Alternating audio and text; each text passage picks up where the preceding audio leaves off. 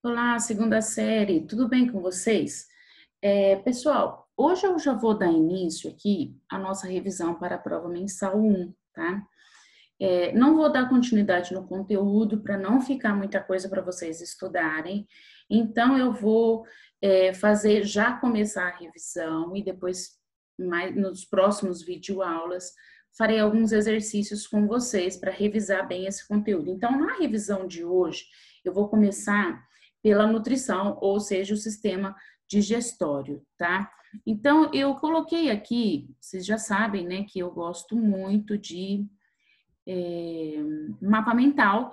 Então, eu coloquei aqui um mapa mental sobre o sistema digestório que está bem específico, né? E ao mesmo tempo simplificado, para a gente voltar a falar aqui sobre sistema digestório. Então, primeira coisa, né, gente? Sistema digestório, a função dele é conseguir quebrar os alimentos de maneira que o nosso corpo consiga aproveitar os nutrientes. E quais são as partes do sistema digestório? Começa aqui pela cavidade bucal, depois é a faringe, porque a faringe é aquela estrutura que vai fazer parte tanto do sistema respiratório quanto do digestório. Depois vem para o esôfago. Do esôfago, o alimento vai cair lá no estômago. E do estômago, ele vai passar pelo duodeno até chegar no intestino delgado, do intestino delgado, no intestino grosso, até ser eliminado. Bom, até aí tudo bem, é o caminho que o alimento faz. Só que existem também as glândulas anexas, né, que vão ser glândulas responsáveis pela produção de enzimas e outros metabólicos que auxiliam no processo de digestão desses alimentos, porque imaginam, eram macromoléculas e ele vai precisar quebrar essas moléculas para que o nosso corpo consiga absorver e mandar lá para a sua célula para que seja possível realizar a respiração celular para a produção de energia, tá? Então, vamos falar especificamente aqui sobre cada uma dessas estruturas em que o alimento vai passar, tá? A primeira, então, a boca. O pH da boca é um pH neutro, né? Um pH de 7, é onde começa a digestão. A língua vai mexer o alimento para lá e para cá. Os dentes vão triturar esse alimento para diminuir ainda mais, né, essas partículas e aumentar a superfície de contato com as enzimas que ele vai receber. A saliva, que é produzida na glândula salivar, com água, sais e enzimas, é na saliva também que vai ter a enzima que a gente chama de amilase salivar. Ela vai quebrar esses polissacarídeos, né? Que vai estar presente lá no amido. O amido, então, ele já começa a digestão na boca.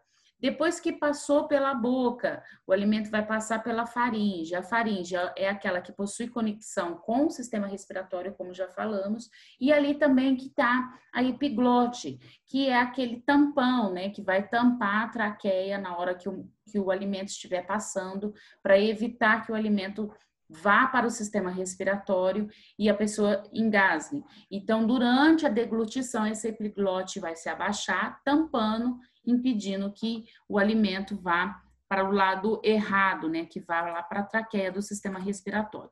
Bom, depois que passou, então, pela faringe, ela vai para o esôfago. O esôfago vai fazer, é ali que começa os movimentos peristálticos, né, que são movimentos involuntários, para empurrar esse alimento em direção lá ao reto, até ele chegar no final, tá? Então, ele vai fazer esses movimentos, empurrando o alimento até chegar onde ele precisa ser, onde ele precisa chegar, né? Então, é chamado de movimentos peristálticos. Depois que passou, então, pelo esôfago, ele vai chegar ao estômago. O estômago, olha só, já possui um pH de 2, extremamente ácido. A enzima que ele vai produzir, né, é a pepsina, que vai auxiliar na quebra de proteínas. Então, ali, as proteínas, aquilo que vem de origem animal que você come, carne, ovos e tudo mais, ele vai ser quebrado no estômago, vai transformar aquela carne fibrosa, vai transformar numa pasta por conta dessa pepsina. Então, as proteínas recebendo vão ser transformadas em peptídeos menores. É ali também que vai ter as focetas gástricas, né? Que vai ter 3 tipos de células diferentes no nosso estômago. células secretoras de muco. O muco vai fazer a proteção do estômago, impedindo com que esse pH, que é extremamente ácido, machuque esse órgão. É lógico que, às vezes, por uma má alimentação ou até por fatores genéticos mesmo, a pessoa pode ter uma produção de muco abaixo do normal e é onde a gente sente as dores de estômago, onde pode ocorrer úlceras gástricas, né? Aquela questão do refluxo pode também ser produzido pela falta desse muco, porque produz muito ácido e começa a voltar esse ácido, é onde a pessoa sente uma queimação aqui, né? Então, isso pode acontecer no estômago, por falta dessas células secretoras ou até mesmo pela baixa produção de muco. Tem as células parietais, que vai produzir o ácido clorídrico, e a célula principal, que é a que vai produzir a enzima pepsina, tá? Depois que passou, então, pelo estômago, o alimento vai chegar até o intestino delgado. No intestino delgado, a função principal do intestino delgado, gente, a absorção de nutrientes. É diferente do intestino grosso, que vai ter a função de absorção de água. No intestino delgado é a parte mais importante de todo o processo do sistema digestório, porque se ali não ocorresse a absorção desses nutrientes, não teria o porquê o seu corpo quebrar essas macromoléculas, tá? Então, ele é constituído por 3 partes principais, do duodeno, jejum e íleo, e daqui a pouco eu vou falar um pouco mais sobre essas 3 partes. No jejum e no íleo, que é a parte medial e final, vão apenas absorver. No duodeno, que é o começo do intestino delgado, acontece a maior parte da digestão. Por isso que eu falei que eu quero depois ampliar mais aqui, falar um pouco mais sobre essas partes. Então, essa parte aí vai ter ligação direta com o fígado e com o pâncreas.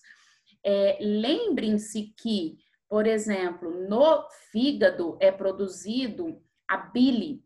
A bile é produzida no fígado, armazenada na vesícula biliar, tá? E no pâncreas é produzidos os hormônios que fazem parte da digestão do nosso organismo.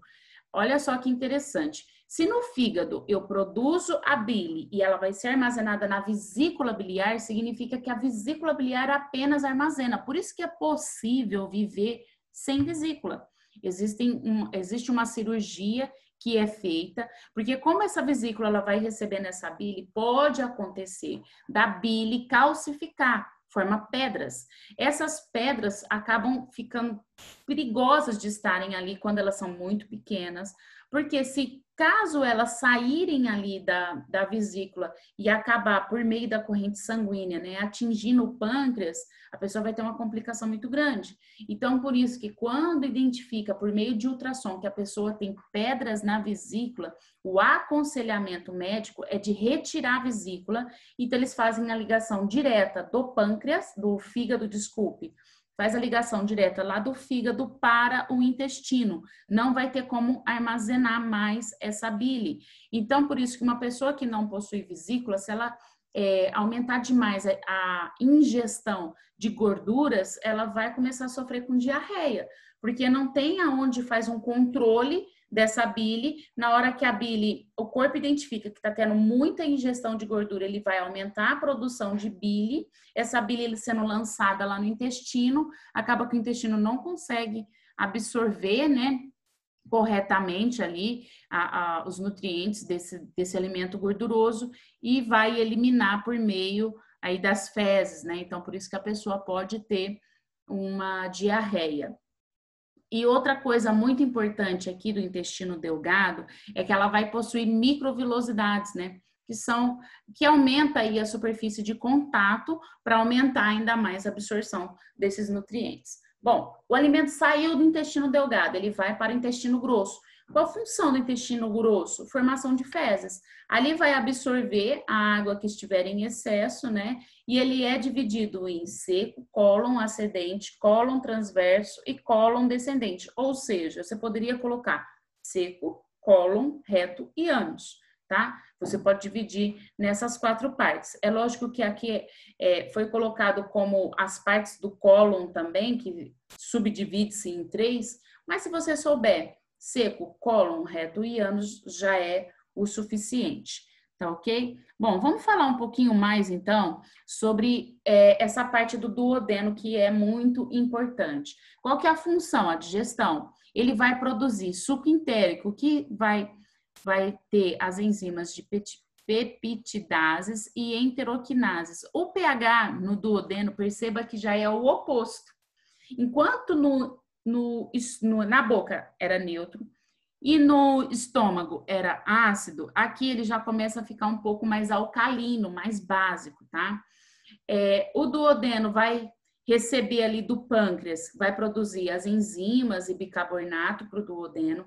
Que enzimas são essas? A amilase pancreática, que vai fazer a quebra do amido, a lipase, vem de lipídios, então vai quebrar os lipídios, além daquelas enzimas que ficam inativas, o tripsinogênio, a quimiotripsinogênio e a peptidase, tudo enzimas, tá? Para fazer a quebra de cada nutriente específico. E o fígado? O fígado vai lançar lá no duodeno a bile, que é armazenada na vesícula, como eu já falei, tá? Qual que é a função da bile? A bile nada mais é do que sais, tá? Sais biliares, sais de colesterol e bicarbonato. Qual que é a função? Emulsificação da gordura. Então, ele faz a quebra da gordura, transforma a gordura em várias gorduras menores, para que o corpo consiga absorver. Existem tipos... Aí você fala assim, não, mas eu não quero que o meu corpo absorva gordura, não. Vou engordar? Não é isso. Existem gorduras que o nosso corpo precisa, inclusive para fazer a absorção de algumas vitaminas que só são dissolvidas na gordura. Então, existem gorduras que são fundamentais para o nosso corpo, tá?